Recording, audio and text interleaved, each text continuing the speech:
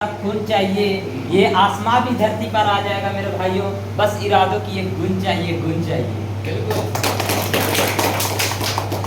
उपस्थित इस पौ समाज एकता मंच में सभी अपने भाइयों को नमस्कार और मेरे से बड़े बुजुर्गों को सादर प्रणाम। जैसा कि हम सभी को आज पता है कि आज विश्व आदिवासी दिवस है और ये विश्व आदिवासी दिवस मनाया जा रहा है। और ये विश्व आदिवासी दिवस इसलिए मनाया जा रहा है, किसी न किसी त्योहार को या तो किसी न किसी चीज को मनाने का कहीं न कहीं उसका कोई छोर होता है। और यकीन करना, ये आदिवासी दिवस हम लोग के बीच में ये अभी एक छोटा सा मंच से लेकर हम आगे बढ़ रहे हैं। बहुत सारे ऐसे जगह हैं जहाँ ये आदिवासी दिवस बहुत ही धूमधाम तरीके से मनाया जा रहा है। लेकिन इस चीज को किस तरीके से ये आदिवासी दिवस मनाया जा रहा है, सबसे पहले इस पॉइंट को लेकर बात करते हैं। क्योंकि यदि किसी के बीच में किसी की बात को या तो आदिवासी हम हैं, तो सबसे पहले इसकी शुरुआत और सबसे पहले यहाँ पर नींव रखने वाले ऐसे ऐसे महान पुरुष हुए जो आजादी के लिए लड़ाई लड़ी। और यकीन करना, जब से लड़ाइयाँ चालू हुई, तब से इतिहास के पन्नों पर आदिवासी का नाम छप गया। और उससे भी पहले ग्रंथों में आदिवासियों का विशेष चर्चाएं हुई हैं। आपको शायद पता हो या ना हो, लेकिन मैं याद दिलाना चाहूंगा, एक ऐसे आदिवासी महिला जो रामचरितमानस में दर्ज है, जो माँ सबरी के नाम से जानी जाती है। ऐसे महान ग्रंथों में हमारे आदिवासी का नाम दर्ज है। और जहां तक बात की जाए, आज भगवान तुल्य, देवता तुल्य आज जो हमारे बीच में है, सबसे बड़ी चीज योगदान, कहीं ना कहीं आज हम इनकी पूजा किए, आराधना किए, तो कहीं ना कहीं बहुत बड़ा योगदान है इनका आजादी के लिए। जब अंग्रेजों की लड़ाई से चल रही थी, और इसलिए अंग्रेजों से आदिवासी ने मोर्चा लिया, अंग्रेजों से, क्योंकि वो कुछ न कुछ हमारे बीच में, हमारे महान पुरुषों के बीच में अत्याचार कर रहे थे। और वो अत्याचार था क्या? जैसे कि उनके बीच में शोषण करना, और वो शोषण ये था कि जमीन को लेकर के अपने मनमौजी के खिलाफ वो अनाज उगाते थे, वो नील की खेती करवाते थे, जिसके वजह से, और बंधुआ मजदूर बनाकर काम करवाते थे, जिसके वजह से बहुत सारी परेशानियां हमारे आदिवासियों को झेलना पड़ रहा था। अभी तो हमारे आदिवासियों को झेलना ही नहीं पड़ रहा था, बल्कि सारे जितने भी भारत में लोग थे जो अंग्रेजों के खिलाफ लड़ाइयां लड़ रही थी, सभी को ये मुश्किलों का सामना करना पड़ रहा था। और यकीन करना, जब ये अपने क्रांतिकारी जब एकता बनाया, जिस प्रकार आज हम अपनी जाति का पौ समाज एकता मंच को आगे के लिए बढ़ा रहे हैं, उसी प्रकार हमारे आदिवासियों ने एक एकता बनाई। और एकता वो चीज होती है जो फर्श से लेकर आज तक पहुंचा सकती है। यकीन करना, मैं उस एकता के बारे में बताना चाहूंगा। जब ये छोटे से चुटकुला है, लेकिन जीवन में हमारे बहुत बड़ी सीख देती है। और वो चुटकुला ये है कि एक रसगुल्ला था, और ये पांचों भाई, ये अंगुली पांचों भाई होते हैं, इन पांचों भाइयों में लड़ाई चालू हो गई। जब ये लड़ाई चालू हो गई, तो ये बोलता रहा मैं बड़ा, ये बोलता रहा मैं बड़ा, ये बोलते रहे मैं बड़ा, ये बोलते रहे मैं बड़ा, और ये भी बोलते रहे मैं बड़ा। लेकिन जब जज के पास पेश हुआ गया और रसगुल्ला रखा गया कि चलो आप में से वही बड़ा होगा जो इस रसगुल्ले को अकेले अंगुली के बल पे उठाएगा। यकीन मानना मेरे भाइयों, जब जज ने बोला चलिए आप चालू कीजिए, तब अंगूठा ने स्टार्ट किया, पांचों ने स्टार्ट किया एक एक करके, लेकिन वो रसगुल्ला उठा नहीं। जब जज ने ये बोला कि आप पांचों लोग इसको उठाइए, जब वो पांचों लोग उठाना चालू कर दिए, यकीन मानना तुरंत उठ गया। तो एकता में वो ताकत होती है। इसलिए हमारे ग्रंथ में भी, इतिहास के पन्नों पर भी एक नारा दिया गया है, अनेकता में एकता भारत की विशेषता। ये वाकई में वो नारा है जो जीवन में हमको बहुत बड़ी एक दिशा देती है, जीवन में हमको एक बढ़ने का चांस देती है। तो ये वो नारा है। तो इस तरीके से हमारे आदिवासियों ने अंग्रेजों के खिलाफ लड़ाइयां चालू कर दी। अब जब एकता होकर लड़ाइयां चालू कर दी, तब अंग्रेजों का छक्के छुड़ा दिए। अंग्रेज डर कर भागने लगे कि वाकई में एक टीम का निर्माण हुआ है, एक एकता का निर्माण हुआ है। तब जाकर के हमारा भारत देश बहुत बड़ा योगदान हमारे आदिवासियों का था अंग्रेजों के खिलाफ लड़ाई के लिए। और जहां तक बात शिक्षा की आ रही थी, तो किसी भी क्षेत्र में आगे बढ़ने के लिए 3 चीज की जरूरत पड़ता है। सबसे पहला जानकारी, ईमानदारी और जिम्मेदारी। इंसान जानकारी वो चीज होती है, सबसे बड़ा चीज जानकारी होती है। अगर हम किसी को जानते नहीं तो उस चीज को हम अनदेखा कर देते हैं। बात करूं जानकारी की, तो जानकारी सबसे पहले चीज हमारे भारत देश पे नारियल आया था। क्योंकि मैं एक एग्जांपल, एक उदाहरण के माध्यम से इस चीज को बताना चाहता हूं। जब नारियल आया था हमारा भारत देश में शुरुआत पे, तब बहुत बड़े हमारे बीच में एक बहुत बड़े टीचर हुआ करते थे। और चूंकि ये नया चीज था नारियल, तब उस चीज को वो बोले, जब ठेला लगा हुआ था तब मास्टर साहब बोले कि क्यों ना आज सभी लोग ये नया चीज क्या आया है, इसको ले जाया जाए। जब वो फल को लेने लगे तो मास्टर जी भी लेकर घर चले गए।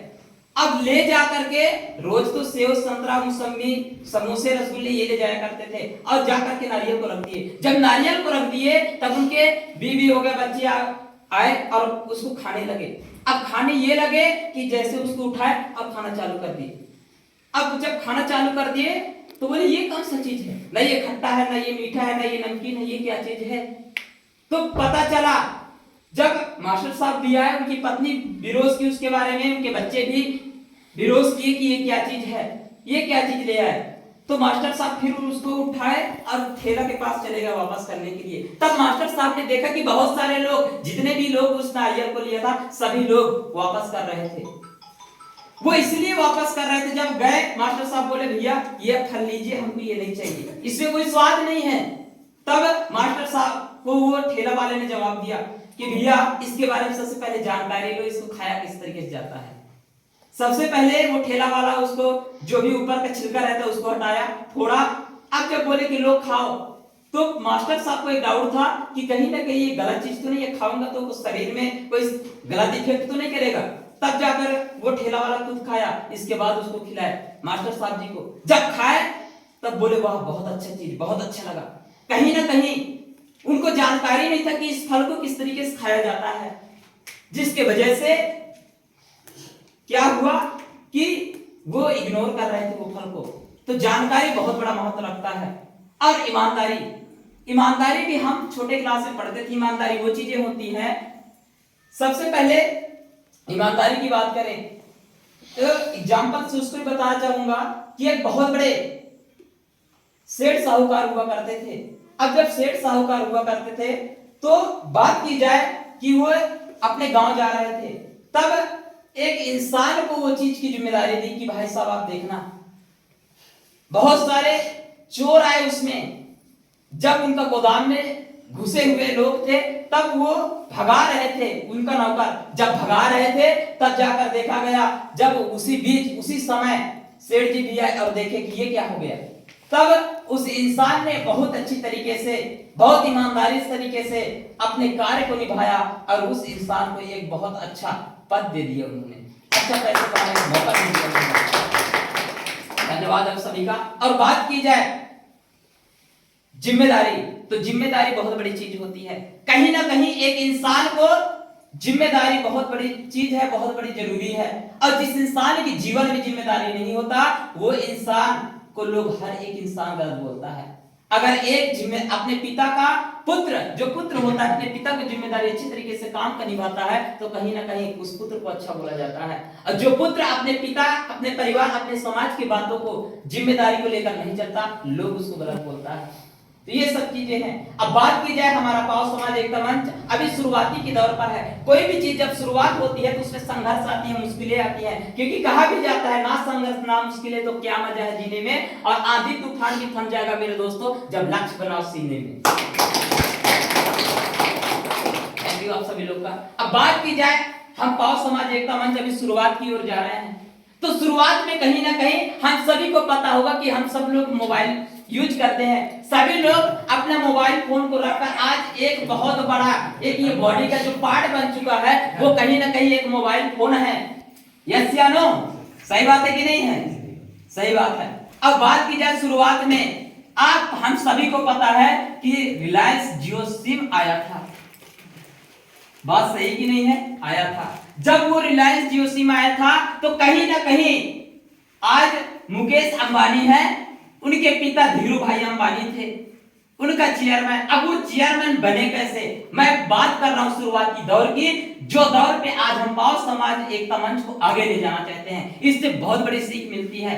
कहीं ना कहीं एक जो रिलायंस इंडस्ट्री है हम सभी लोग को एक बहुत बड़ी सीख दे रही है, और वो सीख ये है कि धीरू भाई अंबानी पेट्रोल पंप में नौकरी किया करते थे, और जब पेट्रोल पंप में नौकरी किया करते थे 200 रुपए का, तब बहुत बड़े बड़े होटलों में जाकर वो चाय पिया करते थे। 200 कमाते थे लेकिन 300 का चाय पिया करते थे। और वो चाय इसलिए पीते थे, बड़े बड़े बिजनेसमैन के, जब बिजनेसमैन लोग आपस में डिस्कशन करते थे, बातें किया करते थे, तो पीछे की सीट में बैठकर भले महंगा चाय पीते थे लेकिन बातों को अच्छी तरीके से सुनते थे। और वो सुन सुन के ज्ञान इकट्ठा करके कहीं ना कहीं उन्होंने एक सिम का आविष्कार किया, एक टेबल और एक टेलीफोन के जरिए। वो सिम था रिलायंस। जब वो रिलायंस लॉन्च हुई, जब वो रिलायंस स्टार्ट हुआ तो बहुत सारे लोगों को ऑफर भी दिया पैसा का। बहुत सारे लोगों ने बोला कि ये नेटवर्क वाला सिस्टम है, ये फोन वाला सिस्टम है, कहीं ना कहीं ये इसलिए इकट्ठा कर रहे हैं कि कहीं ना कहीं पूरा विश्व को विस्फोट ना कर दे, क्योंकि मोबाइल तो सबके हाथ में रहता रहा। ये डाउट में थे। और उनके धीरू भाई अंबानी के पास बहुत ज्यादा परेशानियां हैं, बहुत ज्यादा मुसीबतें आया। और जब मुसीबतें आना चालू हुआ तब बहुत सारी मुसीबतों को उन्होंने फेस किया। अब जब फेस किया तब धीरे धीरे लोगों ने उसका सही उपयोग करना जान गया, लोगों को उनका तरीका पता हो गया। जब तरीका पता हो गया तो लोग सब लोग उसका यूज करना चालू कर दिए, और वही धीरू भाई अंबानी का नाम हुआ। और इतना बड़े बड़े लोगों को समझाते समझाते उनका लीडर तैयार हुआ। जिस तरीके से आज हमारे बीच में अलग अलग जगह से हमारे बीच में लीडर आए थे, दूर दूर से आए हुए हैं, तो उसी तरीके से उन्होंने लीडर तैयार किया। और जब लीडर तैयार हुआ तब वो लीडर समझाने लोगों को लगे। जब इस तरीके से पूरे समझाने लगे, पूरा इंडिया में रिलायंस का चालू हो गया, हर लोग यूज करना स्टार्ट कर दिए, हर घर में स्टार्ट होना चालू हो गया। इसके बाद आज जियो है। आज जियो सब लोग, सब इंसान, मेरे ख्याल से अगर इंडिया में ऐसे लोग हैं तो 95% लोग जियो का सिम यूज करता होगा। वो कहीं ना कहीं धीरू भाई अंबानी का बनाया हुआ, दिया हुआ जरिया था, जिसको फॉलो अप करके अंबानी परिवार आज जियो सिम का आविष्कार किया और इतना बड़ा एकता बना दिया कि आज हमको ये चीज सीखने का मौका मिलता है कि कहीं ना कहीं अगर हम सीखे तो हम एक बेहतर अच्छे लीडर का निर्माण करें। एक अच्छा लीडर तभी होगा जब हम सबके बीच में, जब अलग अलग जगह से जानकारी देगा। तो बात की शुरुआती दौर में परेशानियां आती हैं, धीरे धीरे परेशानियां खत्म हुई और अब जियो जो सिम है नंबर 1 पोजीशन पे। तो ये होता है चालू हो गया, सब चालू। ये होता है एकता की जगह।